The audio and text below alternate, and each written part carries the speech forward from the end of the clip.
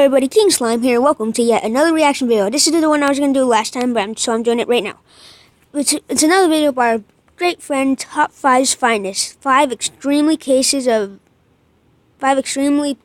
cases of demonic possession. Make sure you subscribe to Top 5. You comment down below. Good. Bloop. Yeah, let's watch it, you guys. Wink. When it comes to disturbing subjects, demonic possession is up there. Yep. The thought that someone can be taken over and controlled by a demon is a scary thought. Scary. So here we have 5 absolutely terrifying cases of people seemingly being possessed by the devil. Top 5. Michael Taylor. Michael Taylor is probably Great Britain's most famous case of demonic possession. Michael and his wife Christine lived in a small town in Yorkshire, England. Both him and his wife were very religious and had joined a Christian prayer group led by Mary Robinson. Long story short, Michael's wife accused him of having an affair with Mrs. Robinson. Jealous! She confronted them both during a prayer meeting, but they both denied it. It's unsure what happened after, but Michael Taylor began acting extremely erratic and out of character in the meeting.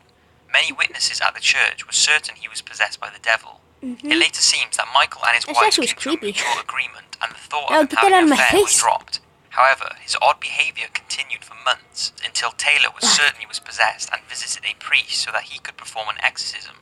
On an October day in 1974, the exorcism was carried out. Lasting over 24 hours, the priest was said to have removed demons from Michael's body. Wow. But before returning home, Michael was told he still had a very evil demon lurking in his soul, far too evil to be removed by this priest. On returning home, Michael brutally killed his wife. What? At the time, it was one of Britain's most horrific murders. He tore out her eyes, tongue, and removed her face. He even killed their pet poodle. No, Michael not the Taylor was poodle! found by police, walking the streets completely naked You're and a covered in monster. blood, shouting, "It's the blood of Satan." He was sentenced to life in prison and has no recollection of the event. George Lukins. The case of George Lukins is unique in the fact he was claimed to be possessed by 7 demons that could only be removed by 7 priests. The exorcism became one of the most infamous demonic accounts of the 17th century.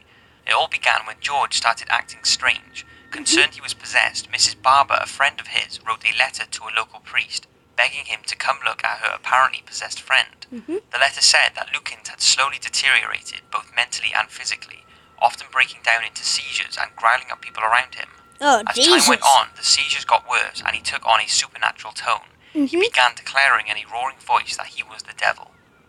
On June the 13th, 1778, 7 priests were rounded up and began a lengthy exorcism at the Temple Church in Bristol, England. As the priests opened the exorcism by singing hymns, George Lukins fell into a violent fit, barking and hissing at the men before shouting that this torment of George Lukins would be 1,000 times worse for trying such a stupid thing as an exorcism.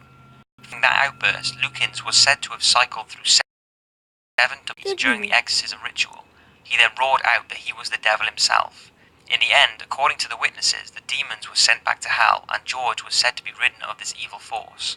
Good thing. Julia.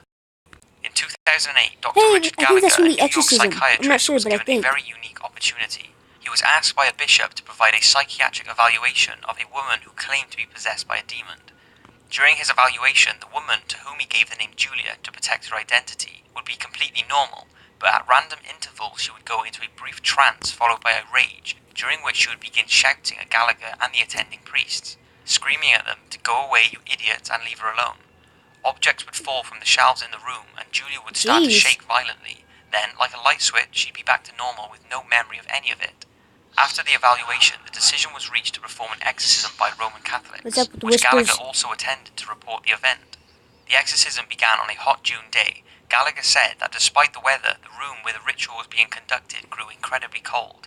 Later, however, as the entity in Julia began to make strange noises, members of the team felt themselves sweating due to a burst of heat from Julia. During the exorcism, she first went into a quiet, trance-like state. After the prayers of the Roman ritual had been going on for a while though, multiple voices and sounds came out of her, one of which was an animal-like growl which seemed to be impossible for any human to mimic. At one point, the voices spoke in foreign languages, including recognized Latin and Spanish, even though Julia could only seem to speak English. Julia was also reported to have gained enormous strength, and despite the religious sisters and 3 others holding her down with all their might, they struggled to restrain her. It was also reported that she levitated about half a foot in the air. Wow. The purpose of Gallagher's That papers, had to he be says, scary. is to I was like, document nope, a and jump out the contemporary and window. clear-cut case of demonic possession. He explains that even those who doubt demonic possession exists may find this case rather persuasive. Number 2. Roland Doe.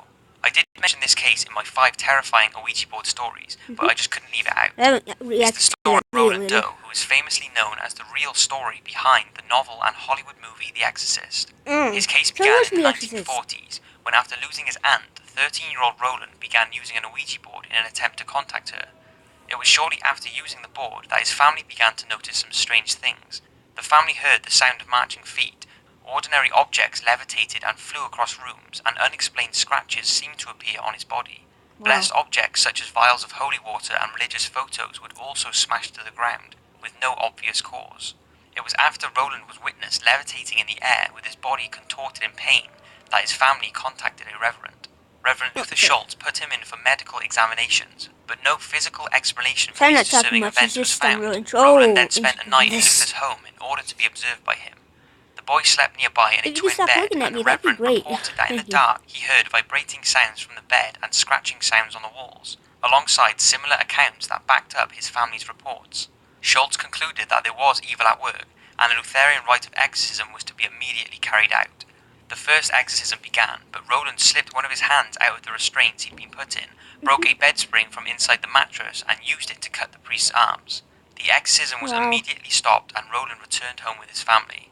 The strange things continued, so the family moved to St. Louis, hoping that this would leave behind whatever was possessing their son.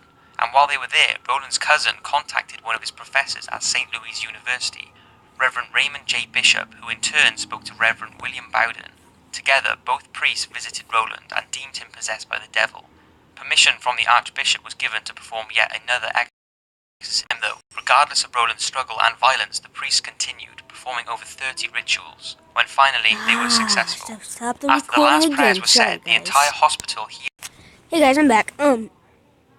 Yeah. Hey guys, I'm back. And let me just rewind.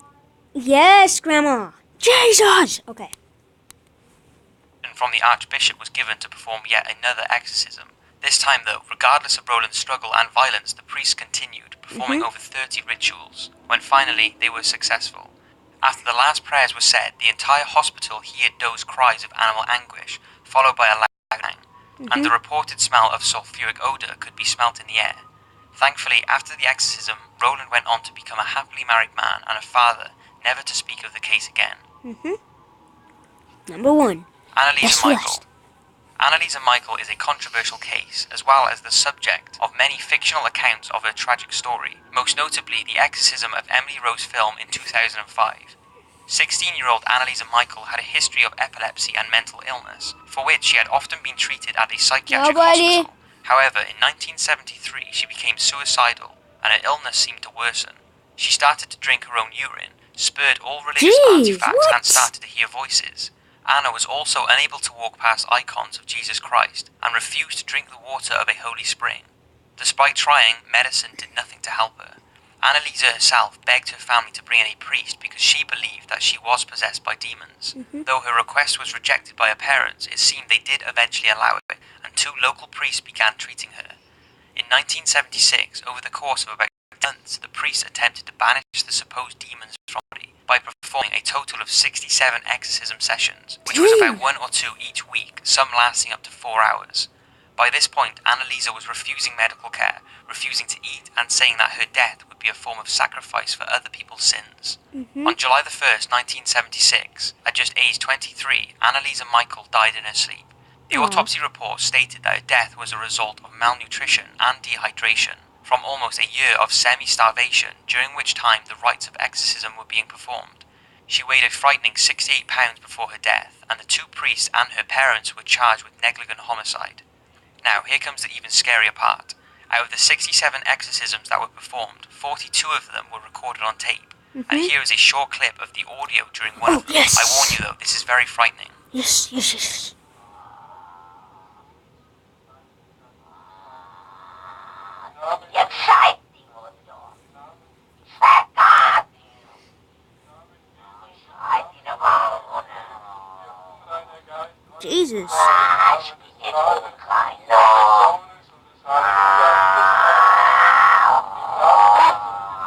that's scary.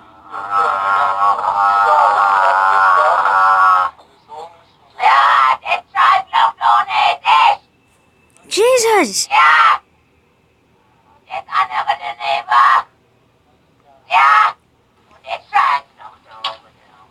That really is That was disturbing, crazy. and that's just a short clip of what was recorded. If you're really feeling brave, you can find longer versions of the audio tapes on YouTube.